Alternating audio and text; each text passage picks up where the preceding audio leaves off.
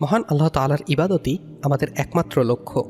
আল্লাহ সুবহানাহু ওয়া তাআলার ইবাদতের অনেকগুলি মাধ্যম আছে, যার মধ্যে পৃথিবীর সর্বোত্তম কথা হলো কালেমা তাইয়্যিবা লা ইলাহা ইল্লাল্লাহু মুহাম্মাদুর রাসূলুল্লাহ সাল্লাল্লাহু আলাইহি ওয়াসাল্লাম। এটি হলো ঈমানের ৭০টি শাখার মধ্যে সর্বোত্তম, যার কারণে এ কালিমার জিকিরে রয়েছে গুরুত্বপূর্ণ ফজিলত। তবে জিকিরের সময় অনেকেই শুধু লা ইলাহা ইল্লাল্লাহ পড়ে জিকির করেন।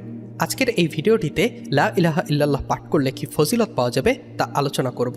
তিরমিজি শরীফে আছে হযরত জাবের রাদিয়াল্লাহু তাআলা আনহু থেকে বর্ণিত, সরকারে মদিনা সাল্লাল্লাহু আলাইহি ওয়াসাল্লাম ফরমান, সর্বোৎকৃষ্ট জিকির লা ইলাহা ইল্লাল্লাহ। কালেমায়ে শাহাদাত পাঠকারীকে জাহান্নাম থেকে মুক্ত করে দেয়া হয়। যেমন উবাদা বিন সামেত রাদিয়াল্লাহু তাআলা আনহু থেকে বর্ণিত, সরকারে মদিনা সাল্লাল্লাহু আলাইহি ওয়াসাল্লাম ইরশাদ ফরমান যে ব্যক্তি আন্তরিকতার সাথে কালেমায়ে শাহাদাত পাঠ করবে, আল্লাহ তাআলা তার জন্য দোজখ হারাম করে দেবেন। মুসলিম, তিরমিজি।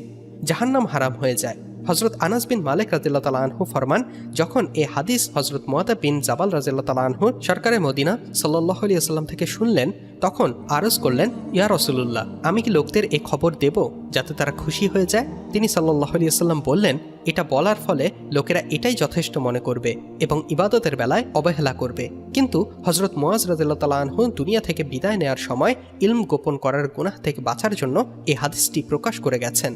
যে ব্যক্তি এই দোয়াটি পড়বে, অর্থাৎ আল্লাহ ব্যতীত কোনো মাবুদ নেই এবং মুহাম্মদ সাল্লাল্লাহু আলাইহি ওয়াসাল্লাম আল্লাহর রাসূল, তাহলে আল্লাহ তাআলা তাকে দোজখের জন্য হারাম করে দেন। বুখারী ও মুসলিম। কালেমা পাঠকারীর পক্ষে আরশ মাগফিরাত কামনা করে। সরকারে মদিনা সাল্লাল্লাহু আলাইহি ওয়াসাল্লাম ফরমান, কোন আল্লাহর বান্দা যখন লা ইলাহা ইল্লাল্লাহ বলে, তখন আল্লাহ তাআলার আরশ কাঁপতে থাকে। তখন নির্দেশ হয়, হে আরশ থেমে যাও। সে বলে, হে আল্লাহ পাক, ওই কালেমা পাঠকারীদের ক্ষমা করে দিন, যাতে সান্ত্বনা লাভ হয়।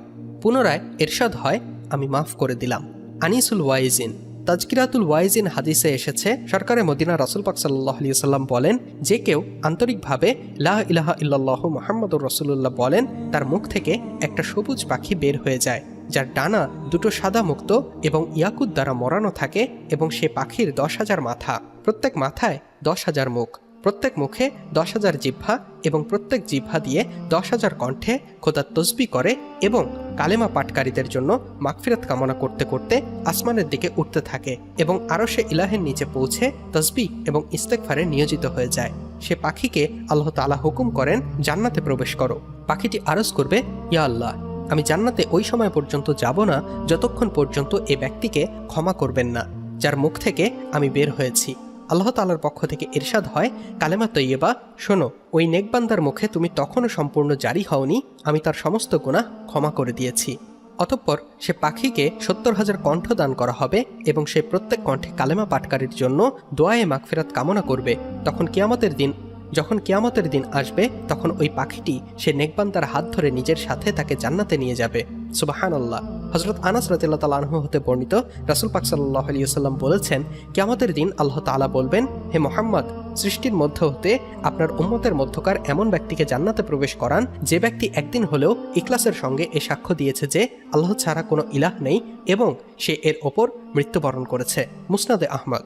তাছাড়া মুসলিম ও তিরমিজি শরীফে এসেছে, কালেমা শাহাদাত পাঠকারীকে জাহান্নাম থেকে মুক্ত করে দেয়া হবে। যেমন উবাদা বিন সামেত রাদিয়াল্লাহু তাআলা আনহু থেকে বর্ণিত, সরকারে মদিনা রাসূল পাক সাল্লাল্লাহু আলাইহি ওয়াসাল্লাম বলেছেন যে ব্যক্তি আন্তরিকতার সাথে কালেমায়ে শাহাদাত পাঠ করবে, আল্লাহ তাআলা তার জন্য দোজখ হারাম করে দেবেন। সুবহানাল্লাহ। লা ইলাহা ইল্লাল্লাহ অনেক ও আরও অনেক ফজিলত আছে, যার মধ্যে অন্যতম হলো রাসূল পাক সাল্লাল্লাহু আলাইহি ওয়াসাল্লাম ইরশাদ করেন, যে ব্যক্তি ওযু সহকারে লা ইলাহা ইল্লাল্লাহু মুহাম্মাদুর রাসূলুল্লাহ পড়বে, আল্লাহ তাআলা তাকে 12টি কারামত দান করবেন।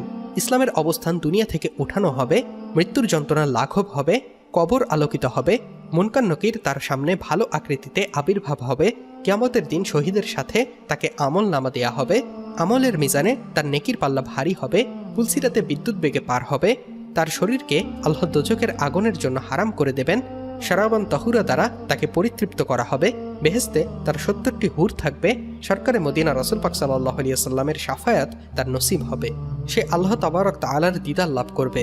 তাজকিরাতুল ওয়াইজিন।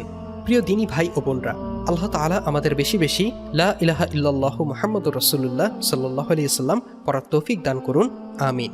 সেই সাথে সকলেই একবার হলেও ভিডিওটির কমেন্ট বক্সে লিখি, লা ইলাহা ইল্লাল্লাহু মুহাম্মাদুর রাসূলুল্লাহ সাল্লাল্লাহু আলাইহি ওয়াসাল্লাম।